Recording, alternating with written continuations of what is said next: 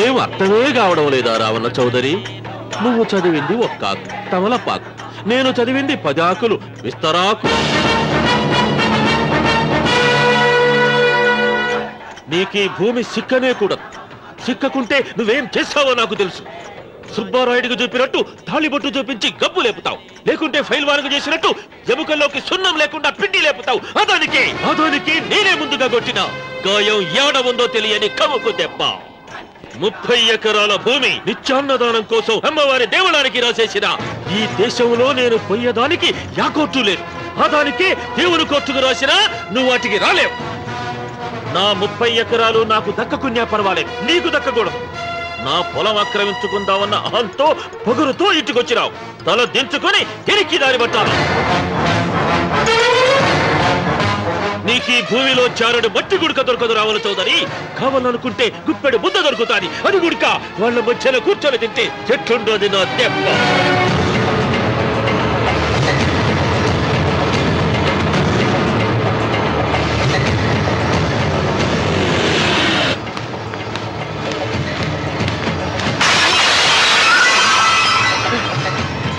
ఏమైంది?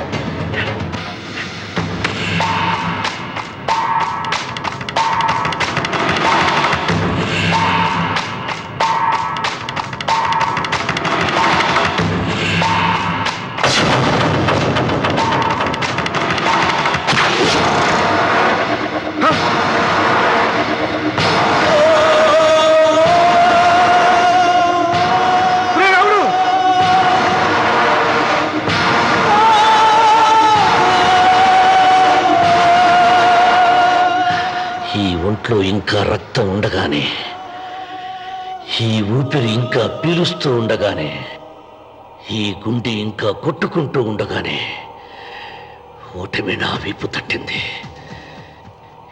ఈ రక్తం మొత్తం ఒంట్లోంచి పోవాలి.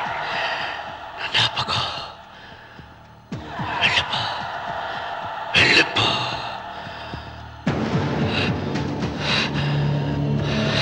అమ్మా సీతారత్న, అబ్బాయిరా పెళ్లికి వెళ్ళారండి. అయ్యో రే, నువ్వు వెళ్ళి డాక్టర్ తీసుకురా.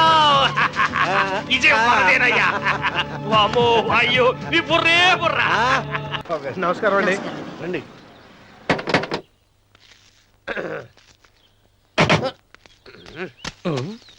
ఏంట్రా అన్నవరం ఫోజిచ్చి నిలబడ్డావు? అరటిగా లోపల తీసుకురా. నేను తీసుకురానండి. ఏ నన్ను తీసుకెళ్ళమంటావా? మీరు తీసుకెళ్తారు, లోపల పెట్టుకుంటారు, మీ ఇష్టం. ఏమైందిరా నీకు? ఏమైందంటారేంటండి? లోపల నా గుండెలకు వస్తున్న ఎంకం ఉందండి. అది నన్ను ఎంత మోసం తెచ్చిందో తెలుసా అండి? ఆ విషయం నేనే మర్చిపోయాను. ఒరే అన్నవరం, తమరు మాత్రం వెంకమ్మను మోసం చేయలా?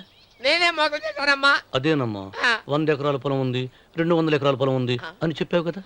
అందుకని నోరు మూసుకుని లోపలికి వచ్చి వెంకమ్మ నాకంటే ముందు నువ్వు పెళ్లి చేసుకో. ఆ తర్వాత రుక్మిణి నేను పెళ్లి చేసుకుంటా. అరటిగా తీసుకురా. నేను రాను. మీరని చెప్పినా నేను రాను. రావా? రాను. అయితే రామన్న చౌదరి గారికి చెబుతా. వద్దు వద్దయ్యో. తీసుకురా. నమస్కారం అండి.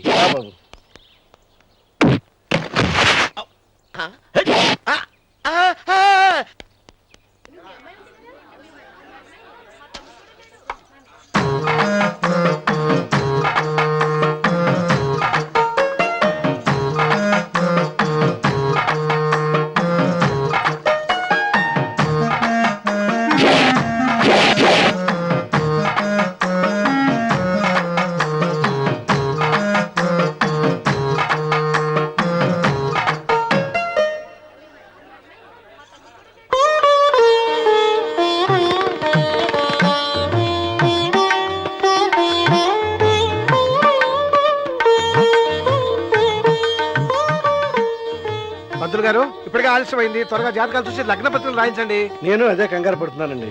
ఇప్పటికే ఆలస్యం అయిపోయింది, మంచి ముహూర్తం దాటిపోతుందేమోనని. మీరు మాత్రం ఏం చేస్తారండి? మీ ఊరు నుంచి బయలుదేరి రావాలంటే ఒకవైపు కొండ, ఇంకోవైపు చెరువు, మధ్యలో ఆలయం. ఆలయం లేకపోతే సమయానికి వచ్చి ఉండేవాళ్ళుగా. గాయం ఏడముందో తెలియని కవ్వకు దెబ్బ. 30 ఎకరాల భూమి నిత్యాన్నదానం కోసం అమ్మవారి దేవుడానికి రాసేసిన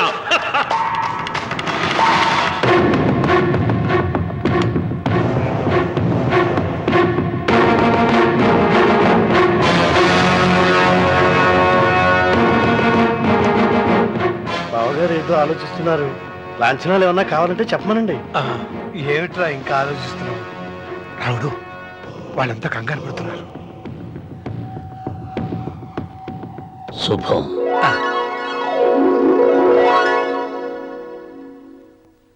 ఏం మాట్లాడుతుంటారు రావణ చౌదరి గారు? ఆలయం కూలగొట్టించి రొట్టేయించాలనా?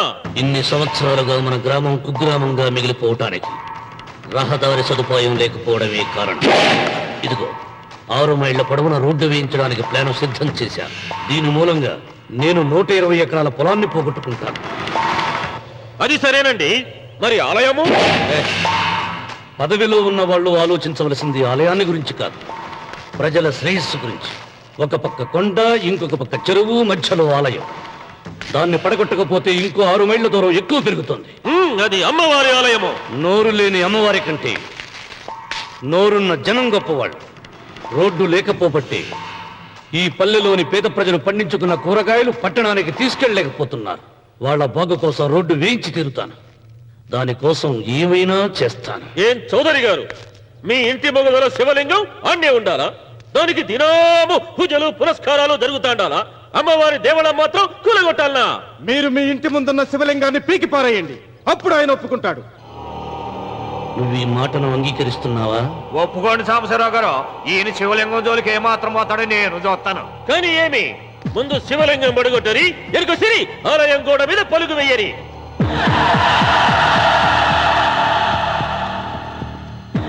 ముందుకేసిన అడుగు వెనక్కి తీసి అలవాటు ఈ రామన్నకు లేదు. నేను మడమ తిప్పను. మీరు మాట తప్పితే మరణహోమమే.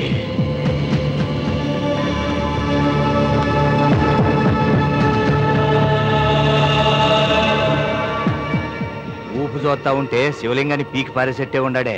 అయితే సాంబశివరావు గారి 30 ఎకరాలకు ఎసరే. ఆ ఇంటి ముందుండేటిది మామూలు రాయి కాదయ్యా, మహిమగల శివలింగము. తరతరాలుగా వాళ్ళ వంశాన్ని కాపాడుతాడాడే దేవుడు. చెయ్యి వెయ్యని తెలుసని.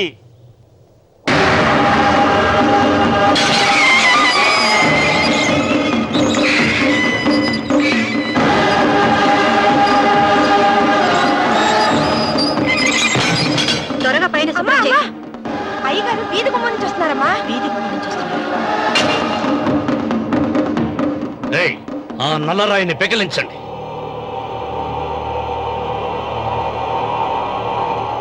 ఓ, మీరందరూ హిందువులు. మీకు కళ్ళు పోతాయి, మీ జీవితాలు కుళ్ళిపోతాయి అన్నారు. అయ్యా, ముస్లిం అయినా హిందూ అయినా దేవుడు దేవుడే. నేను ఈ పాపం చేయలేను. పాపం? దేవుడి ముందు చేతులు కట్టుకుని నిలబడటమే శాపం రా. నేనే పెకలిస్తాను.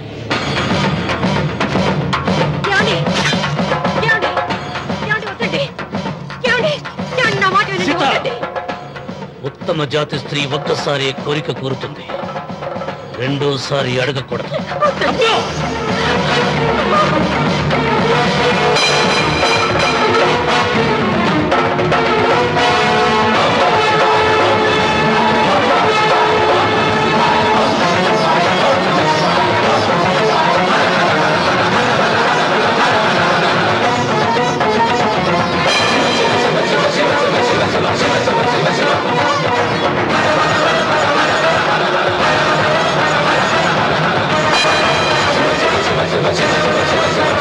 శివ శివ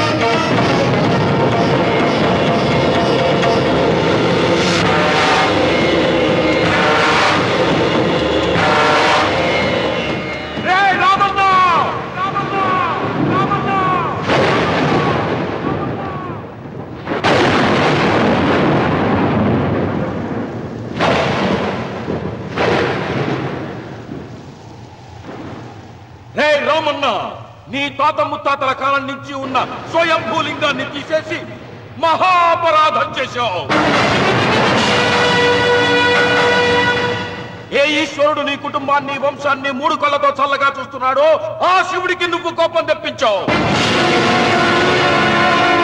బాధ వేయించడానికి నువ్వే వడివిరా, భగవంతుడే వేయిస్తాడు. అమ్మవారి ఆలయాన్ని నువ్వు తాకలేవు.